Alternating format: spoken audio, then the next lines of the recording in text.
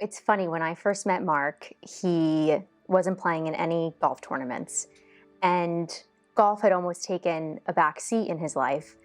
And it wasn't until after we were engaged that he said, I think I want to play a competitive amateur schedule.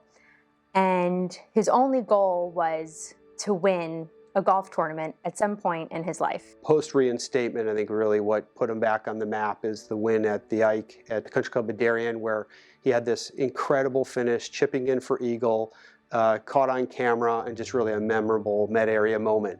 And ever since then, he has been a dominant force throughout the ranks. Mark really showed up at the mid-amateur, finishing with medalist honors at Friar's Head.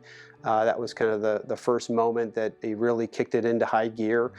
He goes on to the Med Open, where if it wasn't for the 11th hole, we'd probably be talking about Mark as an amateur winner of the Med Open. I was really proud of the way I played throughout, and just to have an opportunity to compete for the win in that event was super special. A couple weeks later, goes over to Sleepy Hollow, and having pulled his back out on Friday, literally the day before, last round of the practice round, goes and shoots under par rounds in stroke play, runs into his arch nemesis in Stuart Hagestad in match play. I kind of saw when the draw came out, there was a good chance we might play against each other, and I was ready for it. I was excited for it.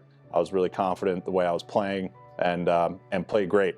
But Stu is he's a hell of a player. I say the best way to describe playing against him is sort of like, you're playing against a computer in chess. He doesn't make any mistakes. Mark's season of great play culminated with a fantastic finish in our mid-am at the Country Club of Fairfield. On the 16th hole, I think I had Meredith take a look at the leaderboard to see if I needed to be aggressive or conservative, and she gave me the answer, neither. So I kind of figured at that point we were tied, and I said, was it Brad?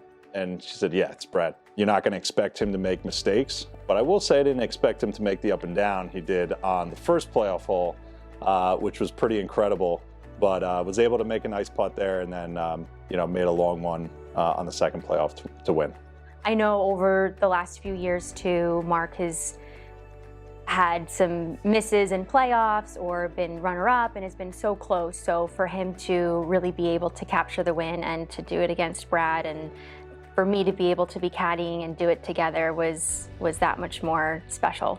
Meredith has compiled quite the caddy record, but the one thing that was missing was getting a win. So I think just as gratifying as it was for me, I think she was excited to be there for for the actual trophy. Having known Mark for 20 years, I think one thing that really stands out to me is how present his family was throughout the year. His parents, Ralph and Evelyn, have really been around and been fans cheering him on for so many years.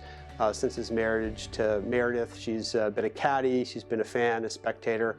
But this year, having his brother Tommy on the bag for really this incredible run, I'm sure was special for him, but really fun to watch as a fan of golf and really as a fan of Mark's. Looking back on his journey and how his game has progressed and where he is now in life, to be playing the best golf of his life, in these big tournaments, and for me to be on the bag for him it's an honor, and he knows it, and we have a good time out there. So I always look forward to the next big event, just so that we can be out there together as brothers.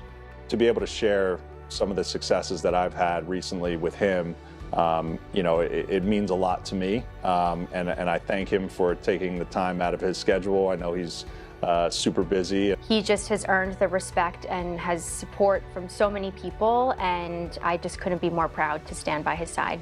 It really wasn't that long ago where I was not expecting to play competitive golf really anymore. And if you would have said 6 years ago, 7 years ago that, we'd be here in the end of 2023 and I'd won this award, 3 times, I would have said that you were crazy. I know there's only a few guys that have won this award 3 times. They're all MGA legends. So to have my name in that same conversation is something I'm damn proud of.